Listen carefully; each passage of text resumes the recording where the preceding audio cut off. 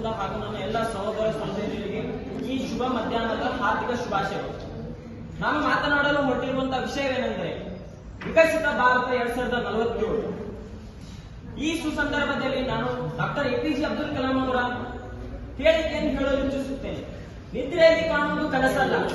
ಯಾವ ಕನಸು ನಮ್ಮನ್ನು ನಿದ್ರೆ ಮಾಡಲು ಬಿಡುವುದಿಲ್ಲ, ಅದೇ ನಿಜವಾದ ಕನಸು. ಅಂಥದೇ ಕನಸನ್ನು ನಾನು ನನ್ನ ಭಾರತದ ಕುರಿತು ಕಾಣಲು ಹೊರಟಿದ್ದೇನೆ. ಭಾರತದ ವಿಕಸನ ಎಂಬ ಕಲ್ಪನೆ ತಪ್ಪಾಗಿದೆ. ಇಲ್ಲಿ ಭಾರತದ ವಿಕಸನ ಅಲ್ಲ, ಭಾರತೀಯ ಜನತೆಯ ವಿಕಸನ ಆಗಬೇಕು, ಭಾರತೀಯರ ವಿಕಸನ ಆಗಬೇಕು, ಅವರ ಸ್ಥಿತಿಗತಿಗಳ ಸುಧಾರಣೆ ಆಗಬೇಕು. ಏಕೆಂದರೆ ಒಂದು ವರದಿ ಹೇಳುತ್ತದೆ, ಸುಮಾರು ಜನಸಂಖ್ಯೆಯ 80 ಕೋಟಿ ಜನರು ಬಡತನ ರೇಖೆಗಿಂತ ಕೆಳಗಿನವರಿದ್ದಾರೆ ಮತ್ತು ಅವರ ಮೂಲಭೂತ ಸೌಕರ್ಯಗಳಿಂದ ವಂಚಿತರಾಗಿದೆ. ಅವರ ಸ್ಥಿತಿಗತಿಗಳ ಸುಧಾರಣೆಯೇ ದೇಶದ ನೈಜ ಅಭಿವೃದ್ಧಿ.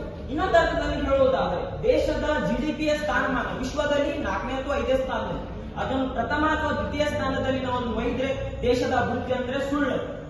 ಏಕೆಂದ್ರೆ ಉಳಿದಂತಹ ಸೂಚಾಂಕಗಳಾಗಿರುವಂತಹ ಬಡತನ ಸೂಚಾಂಕ, ಹಸಿವಿನ ಸೂಚಾಂಕ, ಪತ್ರಿಕಾ ಸೂಚಾಂಕಗಳಾಗಿರುವುದು ಅಥವಾ HDI ಇಂಡೆಕ್ಸ್, ಹಲವಾರು ಇಂಡೆಕ್ಸ್ ಗಳಲ್ಲಿ ಭಾರತದ ಸ್ಥಾನಮಾನ 100ರ ಮೇಲ್ಪಟ್ಟಿದೆ.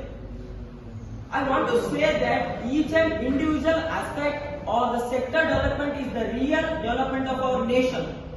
ಯುವ ಜನತೆ ಶಕ್ತಿಶಾಲಿಯಾಗಿದ್ದರೆ ಮಾತ್ರ ರಾಷ್ಟ್ರ ಅಭಿವೃದ್ಧಿ ಆಗಲು ಸಾಧ್ಯ. ಆದರೆ ಇಂದು ನಮ್ಮ ದೇಶದ ಯುವ ಜನತೆ ಅವಸ್ಥೆ ಏನಾಗಿದ್ದರೆ ಅವರು ತಮ್ಮ ಯೌವನದ ಜೀವನದ 15 ವರ್ಷಗಳನ್ನು ಶಿಕ್ಷಣಕ್ಕೆ ನೀಡುತ್ತಾರೆ.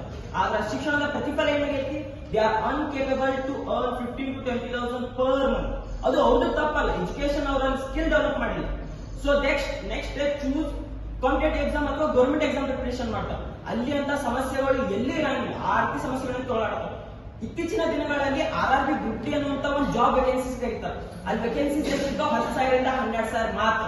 ಅದ್ರಲ್ಲಿ ಅಪ್ಲೈ ಮಾಡೋ ಸಂಖ್ಯೆ ಜನ ಎಷ್ಟಿರ್ತಾರ ಅಂದ್ರ ಸುಮಾರು 1 ಕೋಟಿ ಪ್ಲಸ್ ಜನ ಅಪ್ಲೈ ಮಾಡ್ತಾರೆ for just group D 10th level job. ಈ ರೀತಿಯ ಸಮಸ್ಯೆಗಳಿದಾವೆ. So I want to say that our education policies or education system should follow on skill based and practical knowledge other than only theoretical and scoring good marks. In ಎರಡನೇ point ಹೋದಾದ್ರೆ political point of view, ಇನ್ನಾದ್ರೂ ಕೂಡ ನಾವು vote ಅನ್ನ ನಮ್ಮ ಜಾತಿ, ಧರ್ಮ ಅಥವಾ ಆಮಿಷಗಳ ಆಧಾರದ ಮೇಲೆ ನಾವು ವೋಟಿಂಗ್ ಮಾಡ್ತೀವಿ. ಮತ್ತ ಪೊಲಿಟಿಕಲ್ ಅಥವಾ ಲೀಡರ್ ಚೂಸ್ ಮಾಡ್ಬೇಕಂದ್ರೆ ಯಾವುದೇ ರೀತಿ ಮಿನಿಮಮ್ ಸ್ಟ್ಯಾಂಡರ್ಡ್ಸ್ ಇಲ್ಲ, ಮಿನಿಮಮ್ ಕ್ವಾಲಿಫಿಕೇಶನ್ಸ್ ಇಲ್ಲ. So we have to choose our leaders betterly and wisely, because at the end they are the regulations or policies makers in the parliament. Third point, ಇತ್ತೀಚಿನ ದಿನಗಳಲ್ಲಿ ನಮ್ಮ ಸುತ್ತಮುತ್ತಲಿನ ದೇಶಗಳು ಹಾನಿಯಾದವು ಅಥವಾ ಹಾಳಾದವು, ಅರಾಜಕತೆ ಉಂಟಾಗಿದೆ. ಅದಕ್ಕೆ ಮುಖ್ಯವಾದ ಕಾರಣ social media platform. Social media platform they were not build by our own Nations. ಆ ಬೇರೆ ಪರ್ಯಾಯ ದೇಶಗಳಾಗಿರುವಂತಹ USA, UK ಗಳಿಂದ ಅವುಗಳನ್ನು ಬಿಲ್ಡ್ ಮಾಡ್ಯಾರ. ಸೊ ಇದೇ ರೀತಿ ಸಿಚುವೇಶನ್ ನಮ್ಮ ದೇಶಕ್ಕೆ ಬರಬಾರ್ದಂದ್ರೆ ನಾವು 2047 ಹೊತ್ತಿಗೆ ನಮ್ಮದೇ ಆದಂತಹ ಟೆಕ್ನಾಲಜೀಸ್ ಮತ್ತು ಸೋಷಿಯಲ್ ಮೀಡಿಯಾ ಪ್ಲಾಟ್ಫಾರ್ಮ್ ಗಳನ್ನ ಡೆವಲಪ್ ಮಾಡಬೇಕು.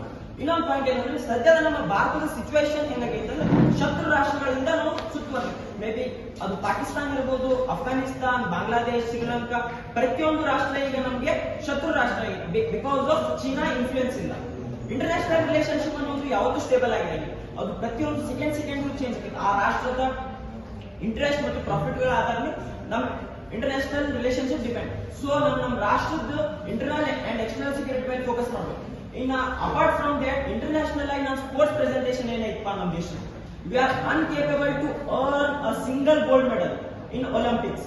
ಮತ್ತು ನಮ್ಮ ಪ್ರತಿನಿಧಿಗಳನ್ನ ಅಥವಾ ಪಾರ್ಟಿಸಿಪೆಂಟ್ ಎಷ್ಟು ಜನ ಕಳಿಸ್ತೇವೆ? 145 ಕೋಟಿ ಜನಸಂಖ್ಯೆ ಇದೆ, ಆದ್ರೆ 150 ಜನ ಕಳ್ಸಂಗಿಲ್ಲ. ಈ ರೀತಿ ನಮ್ಮ ಸ್ಪೋರ್ಟ್ಸ್ ಇದೆ. Other than that we have to focus on other aspects of human empowerment. ರೈತರ ಸ್ಥಿತಿಗತಿಗಳ ಸುಧಾರಣೆ ಮಾಡಬೇಕು, ದೇಶದಲ್ಲಿರುವಂತಹ ಇಂಪೋರ್ಟ್ ಎಕ್ಸ್ಪೋರ್ಟ್ ಗಳನ್ನು ಸುಧಾರಿಸಬೇಕು. At the end I want to say that ಎದ್ದೇಳಿ ಭಾರತ ವಿಕಸನವಾಗುವವರೆಗೆ ನಮ್ಮ ಸತತ ಪ್ರಯತ್ನ ನಿಲ್ಲದಿರಲಿ ಎಂದು ಹೇಳುತ್ತಾ ನನ್ನ ಭಾಷಣವನ್ನು ಮುಗಿಸುತ್ತೇನೆ. ಧನ್ಯವಾದಗಳು. ಜೈ ಹಿಂದ್.